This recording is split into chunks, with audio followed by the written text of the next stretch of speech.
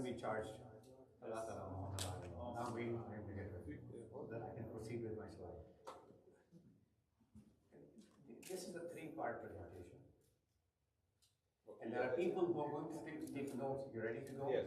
Yes, we good. We good. صلوا على محمد وعلى محمد. اللهم صل على محمد وآل محمد. As I said, it's a guidance for me and for all of us here. I said again and again and again, what we don't know, we are in preschool. And there is, believe me, every time we sit down with the Quran or Qawle Masumin, I said, this is something totally new. I haven't heard before, I haven't seen before. So this presentation, as I said, and knowledge for all of us, almost for me. This draws from where the most perfect model for all time is who? And if somebody asks you, you're a Muslim moment, so who's the perfect role model for all time?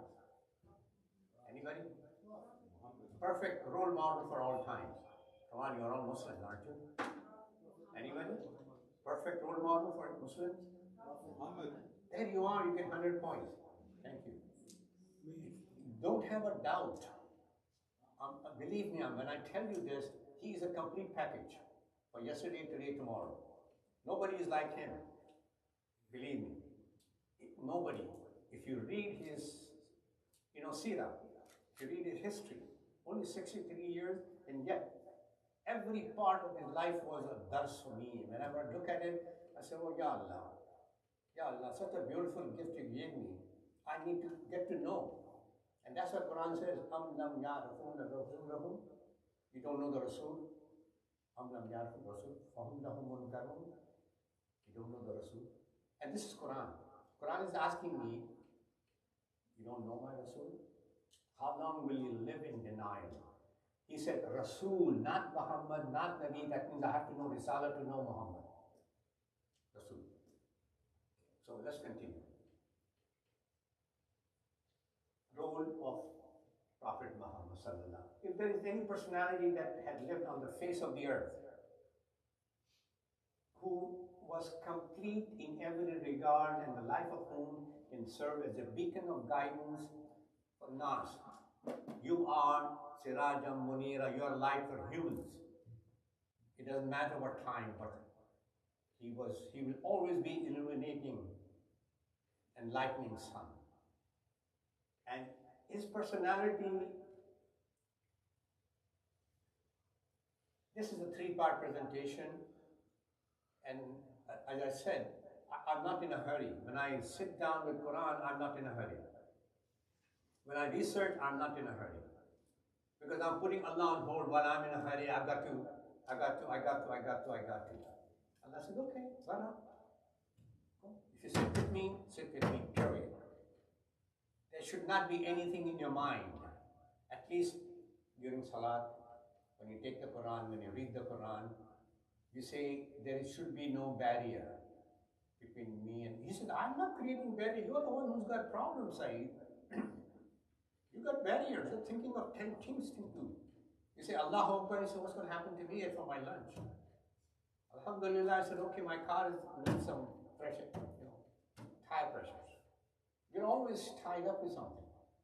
I'm just saying how our lives are. Okay, let's continue.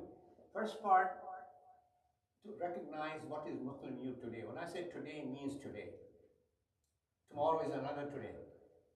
Number two is youth are tomorrow's adults. And that's what they have a few young people like Abu Ali is young, he'll be an adult tomorrow. I'm sorry. You vote, right? You're allowed to vote?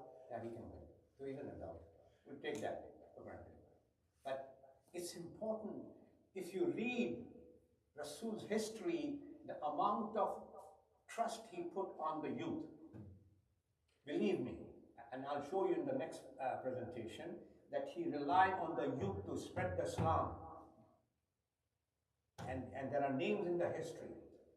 And people were 15, 16, 18, 20, 21, 22. He sort of captured the youth energy because they were energetic. They were obedient to him. They were listening to him. They were following him. And that's how he did. A lot of Spread of Islam, Rasul used the youth. So now the third part is sharing lives and seeking happiness. Sharing lives means getting married. One of the biggest problems is no youth wants to get married. Oh, I've got a lot of things to do. When I'm over 50, then I'll think about getting married. Okay. Don't forget there's a biological clock. You know, biological clock. Everybody knows that. Okay. There's a biological clock for every one of us. No exception, it's in the fitrah. So, marriage is the least importance to youth today. I'm just telling the fact. So you're going to see this. Two things are most important to you today is career education, what field to go in. It's a problem. What field to choose, what profession to choose. There's so many choices. Zigzag here, here, here, here, here. And then how to get married and choose a spouse. Those are the two very fundamental issues our youth have. Let's continue. Most amazing story of the youth in Quran is what? Anybody? Anybody can think of a Quran has got everything. Is there a story in the Quran about the youth? Anybody? Yusuf. Of course. Salawat ala Muhammad. Allahumma salli ala Muhammad wa ali Muhammad. But this is how we don't look at the Quran. We just go through it. We don't concentrate. We don't ponder. And it's a very simple question. If somebody says, hey, in Quran there are any stories about kids or youth? I don't know. The answer is there, but I don't know which story. Ibrahim. Ibrahim was 16 years of age when he came out of the cave. Musa, small, in the baby. So there is all kinds of examples Allah gives. Surah Kahf. This is very important. This surah has got 3 stories, important stories. We relate to you their story with the truth. Nahnu naqassu ilayk. Who's giving this story to me? To all of us. Who? Allah. Right? I mean, this is a direct quote from Quran. I'm going to relate to you, all of you, the followers of Muhammad, the followers of Deen Haq, Deen Islam. He says, I'm addressing all of you, O Muslim, Musliman. I'm honored. He said, I'm telling you the story, Abu Ali. Pay attention. You're paying attention? Yeah. Okay, I'll quiz you at the end. Okay. So again, Surah Kahf, ayah number 13, it's very clear. We relate to you. He is giving us the honor. He says, I'm your teacher. I'm teaching you. I go through this 10 times. I don't understand the significance, the underlying meaning, the ta'ween. So now he says, this is the story of what? Al-Haq. Truth and Haq. Youth and Haq. Then he says, they were youth who believed in their Lord Tawheed. And we increased them in guidance. Allah says, I'll tell you the story about some young people. They believed in me. They believed in my truth. And I tell you their story. Isn't that a beautiful way to tell you this is the way we should be relating with each other? The beauty of this story, in every story in the Quran, is fathomable, is deep. Very, very deep. We take it as a, gesture. So Allah is saying that they were youth. The background very quickly, you bear with me tonight, give me a little extra time. In the time of Isa alayhi salam, when he was raised, according to us, the Christianity had spread. Okay? But there were people, Roman people, they did not like Christianity. So they did not care for Isa and all the rest. And they were opposing. In the time past Isa alayhi salam, these young people, they were, some say 5, 6, 7.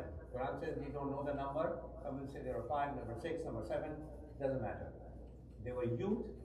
They believed in Tawheed. And you know what they did? They prayed to Allah. Allah, we don't want to follow this Madhur. He doesn't want any religion. He doesn't want the religion of Isa alayhi salam. We are the follower of Isa alayhi salam. So what did he do? What happened? Now, the way Allah is narrating this beautiful story to us.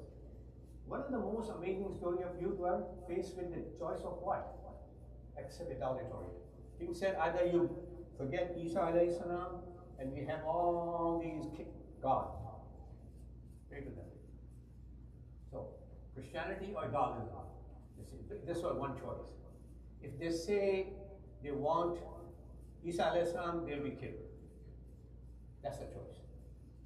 You want to follow Isa's footsteps, you'll be killed. You want to follow the idols, we'll let you live. So now, what will they do? Get killed. They have two choices. And this is how Allah is teaching us. The youth refused to accept either and were devout in their faith. They said, no, we're not going to accept this. When you ask Allah deep down, He listens to you. Believe. You have to go khushu and khudu. Deep down, but then be prepared for the answer. Not what you want, what He thinks is good for you 10 years down the road, maybe 5 years down the road. But, Ya Allah, I want it today. Okay, continue. They receive guidance and stories preserved forever in the Quran. Quran is for all times, for all people. When you read this story, it applies today. It applies today. Persecution is different. In different ways it is done, different parts of the world. And there is a lot of persecution going on in India against Muslims. Very, very deep. Very, very. They're demolishing old mosques. There's a lot of things that are going on. Muslims have a very, very hard time in India and other countries as well. Muslim youth of today could learn. What can they learn? The Holy Prophet said, pay attention, the roots of prosperity or adversity of the people should be sought in the wombs of the mothers. It's important that we have lost this important, that tarbiyah begins inside us too. I have so many stories, but I don't have the time right now to go into that. There was a mother in Iran, she was a Hafaz Quran. Her son, very young age, became a Hafaz Quran. Because she used to read Quran when the child was in the stomach. I'm saying that we can catch up, do something different. Imam Ali said, the heart of the child is the piece of land which is capable to grow any seed. Does everybody agree with that? I have a 9-year-old grandson who tells me, he said, Nana, I'll tell you what to do. Really? Really? But that's the world we live in today. It's difficult, but you do not lose your patience or your target. Your target is put seeds in them, put seeds in them, put seeds into them. Keep on putting, but be sincere. Learn and teach them. It is at this stage of life which the child should be exposed to the seeds of education. Anyways, Imam Zainul Abidin alayhi salam, it is your child's right on you to know that he is part of you and depends on you for his good life or bad life. Imam Zain saying direct responsibility. Both, father and mother. Father and mother. We tend to say, well, I haven't done what? Start today. Start tomorrow. Be resolute. Have an azm that I don't want to die ignorant. Whatever it is, Allah will give you the ajr, believe me. But the moment you acknowledge your ignorance, you acknowledge your misdirection, misguidance, Allah will help you. But if you continue to sort of go on excusing yourself, blaming yourself, giving all kinds of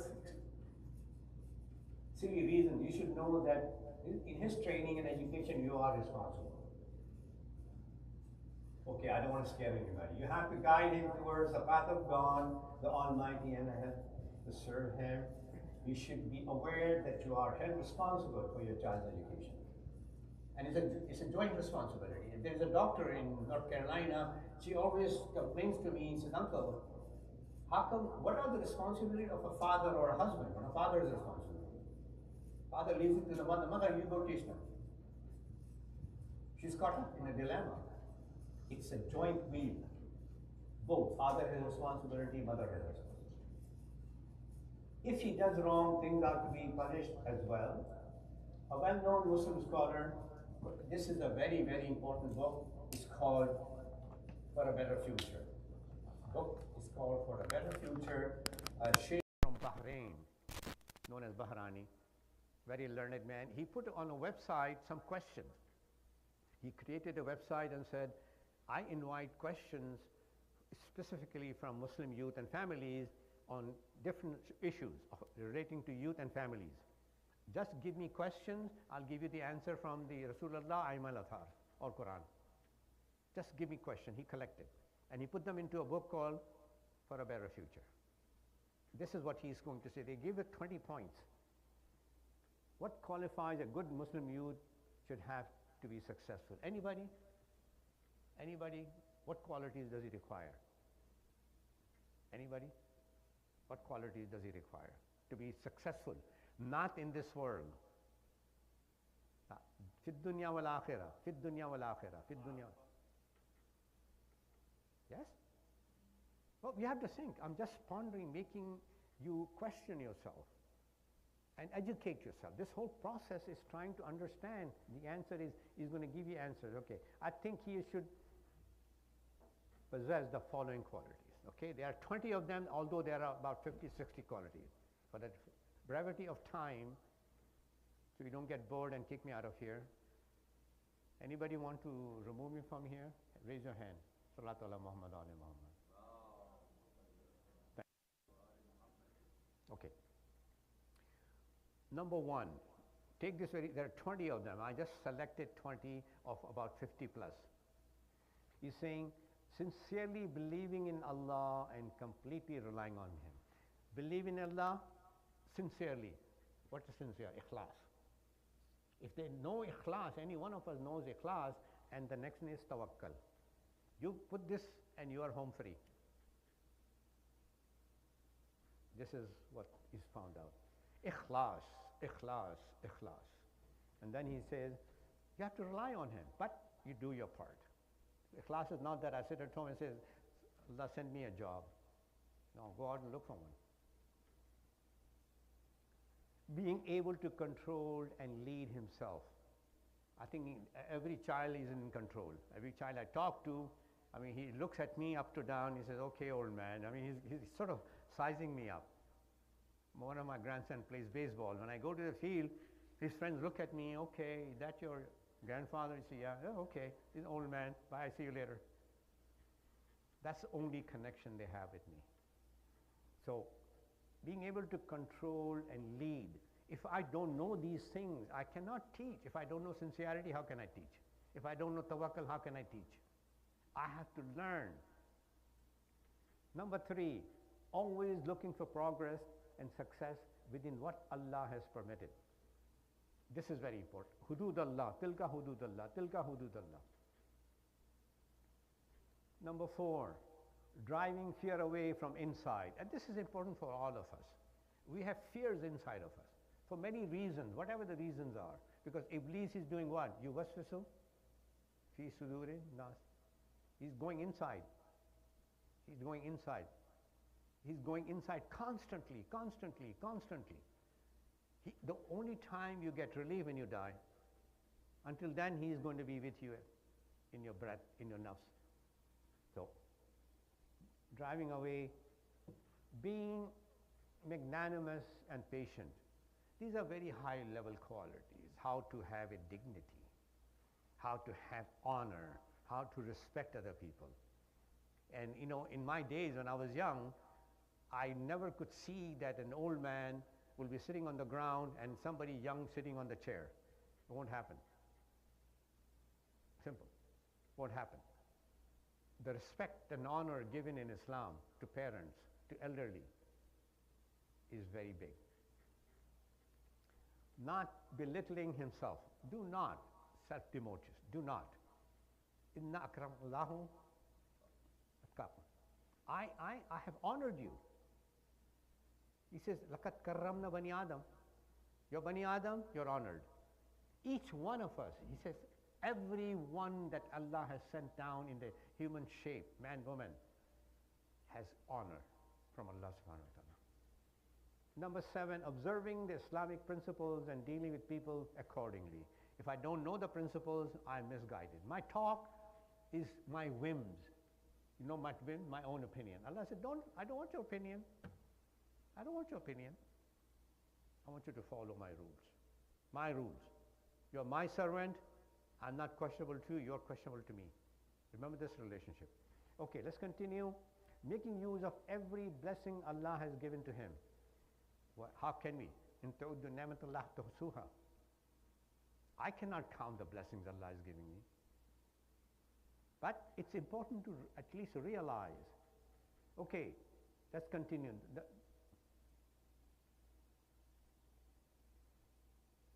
9, caring for the health and the right of his body over him. And this is very important. Unfortunately, electronics, AI, cell phones is taking a good part of our children's and adults' life. They don't have time. When you talk to them, they are on the cell. They don't even look at you. And this is very, very, very dangerous precedence, because where it's leading to is difficult. You're losing the link, communication link, the natural link. So, serving other people as much as possible, it's impossible. It's very, very important to know that how to be of service. This center needs help. Nobody has to ask anybody. It's our life, it's our center. Lacking to undertake and carry out responsibilities. Not delaying in doing good. Oh, this is important. And I was just talking to a friend of mine here. When you meet somebody, the first response is Assalamu alaikum. I have this thing with my 9-year-old. I have a 9-year-old son, his name is Maitam. And I have a deal with him. I said, as soon as I see him, Assalamu alaikum, I said, I get 2 good. He said, wa alaikum salam. I said, you get 1 good. So now he beats me. Every time he sees me, Assalamu alaikum, no. Okay, I said, I get only 1, you get 2. Then I said, I love you. I get 4 points, you get 2 points. And now he's got Assalamu alaikum, I love you. He's beating me. And third, I said, you give me a hug, you get 8 points. The one you are hugging gets 4 points. He says, Assalamu alaikum, I love you, I hug you. As soon as he sees me, it's in his psyche. He wants to get 14 points, not like me. But it's very common. It's very beautiful. Islam is beauty. Okay, reading useful books that will benefit him, mentioning the good deeds and fine qualities of others. It's always look for goodness in other people. Persuading himself that he is able to do what is required. Being more a listener than a speaker. It's the other way around. Today's children, my God, they call them in India, Pakistan, babakia, they just blah, blah, blah, blah, blah, blah, blah, blah. They have a speech diarrhea, I call it, a speech diarrhea. Okay, believing that the important in life has a value in existence, looking forward to the future and trying to achieve sincerely, reciting the Quran and supplication with understanding and reflection, understanding. Faham o fikr, faham o fikr. We need that, I need that. I don't have to just read Quran. I have to have both faham and fikr. I just go through it, da da da da da da da da. Thanking Allah for every blessing. Summary, organizing. Organize yourself. Relations, maintain your relationships. And remember, foremost is blood relationship. And Quran is so powerfully says, if you have parents, don't even say to them, uff. Don't disobey them. Don't hurt them. Don't be rude to them. Affairs.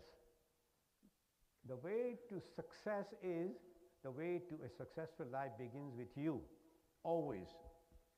Always remember, make yourself focal point of learning, disciplining, and becoming a sort of, in a way, within yourself, seeker of role model.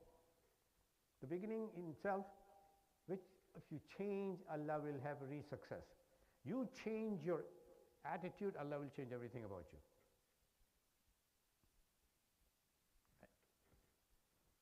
But if you leave it to as you please, it will never happen.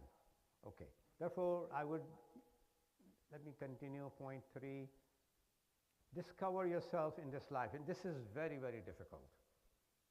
Believe me, and what I see is more confusion coming to the kids, deciding their career. Young people don't want to get married. They don't want to have children. They don't want. Their whole one thing in mind is to make money. I'm just telling you the facts. Is that wrong? Money? No, it's not wrong. But if you're giving it all the important things away in your life, who was that Syrian who died with $56 billion? I mean, Microsoft, people are dying with billions leaving behind. So what? I am not going to take anything. Okay, let me go quickly for another few slides. If you give me Salawat ala Muhammad wa ala Muhammad. The second part is, inshallah, next Thursday night, and we'll continue to explore through Quran and Ahl Bayt and our deep scholars. Believe me, there's so much available. There is no excuse for anyone today not to know Prophet Muhammad, not to know his akhlaq, not to know his seerah, not to know Ahl Bayt. And then point 3 will be to keep your success. Bad friends is one of the bad thing is, how do you decide friend is good or bad? Is there a measure? No. But you have to be aware that there are friends who can really, really, really harm you. They may be very sweet. They may be very, outgoing, everything about them. Yet, their friendship will take you to the wrong side. Imaging oneself to be ill, putting off the work of today until tomorrow, convincing oneself to retreat from good deeds, not acquiring new information that concern oneself. Goodness is not to have much money and many children, but goodness is what? Anybody? I know I put you all to sleep. To have knowledge. Rabbi, go back to Quran. Again, Quran brings you back. He's saying, come to me. I'll take care of you.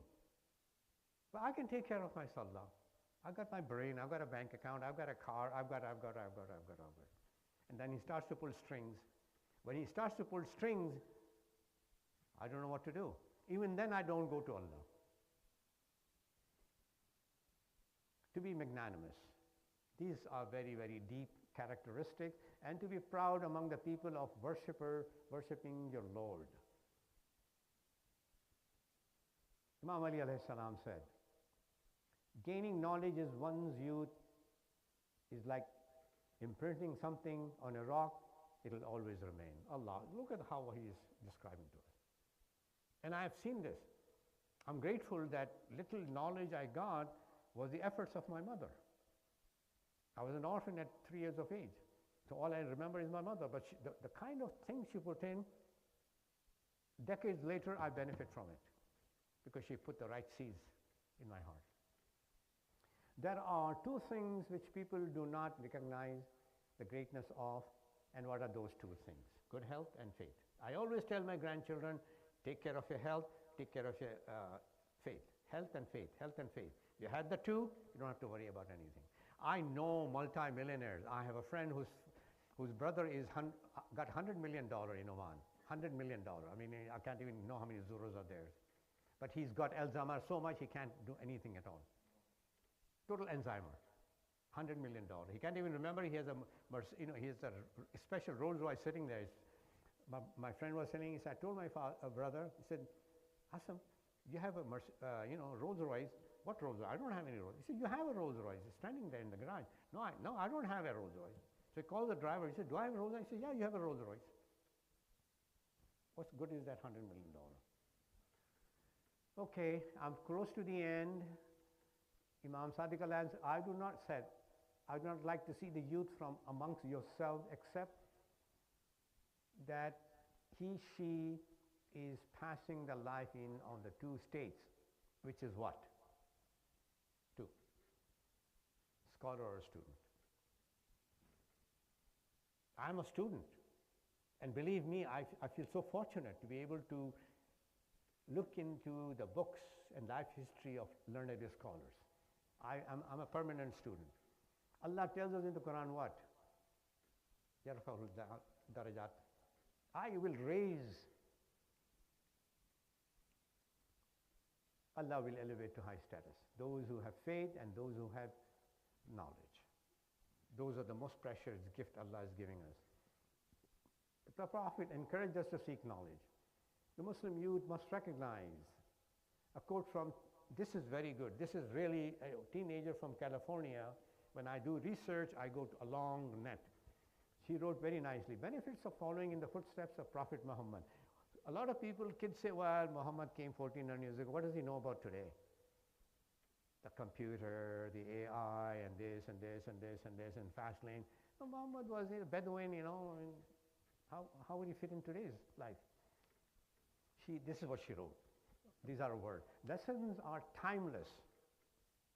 Lessons are timeless and transcend beyond his life, as his words and truth are so profound that they can be applied to almost every situation and difficulty that a Muslim might face. Every Muslim forever.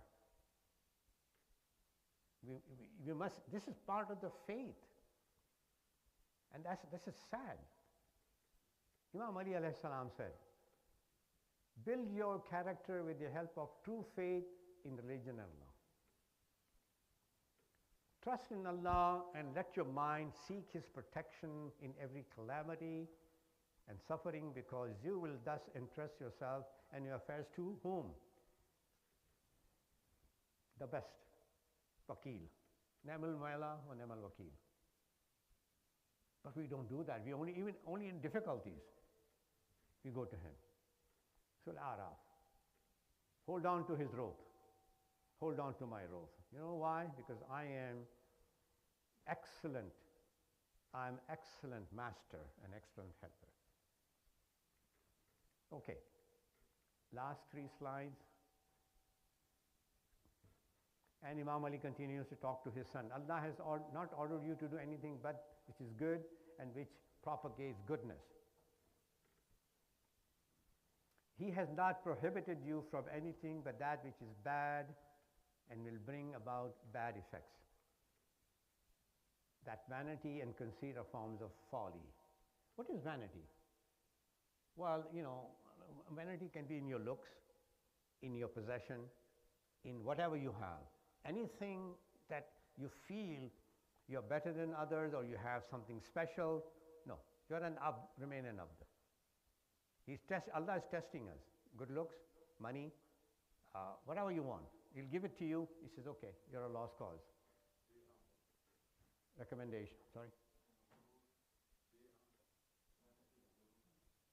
Last will of Imam Ali. I urge all of you. I have it on PowerPoint, but it'll take days. His last wasiyah to Imam Hussain is so wise. And it's available today.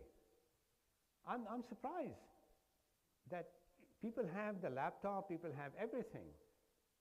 All they have to do is search. The search engine is so powerful. Every morning I sit down for an hour, try to learn something anew. And Amir al-Mu'mineen. And the summary is, learning from the Prophet for all Muslims, families and youth, in his performing good deeds so that others would enslave him, emulate him.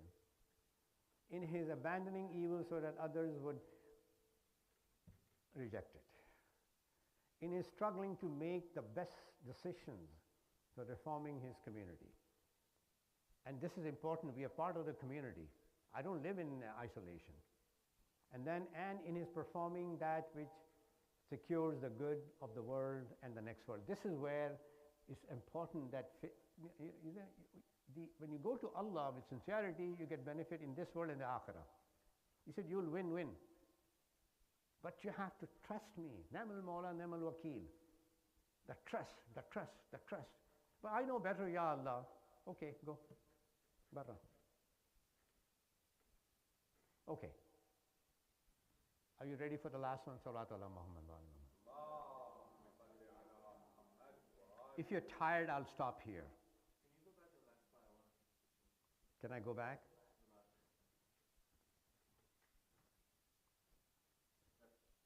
Got it? Okay. If you have 5 minutes patience, please give me a loud salawat. I can continue, otherwise I'll stop right now. No. Everybody's hungry. Everybody's hungry. I got to stop here now.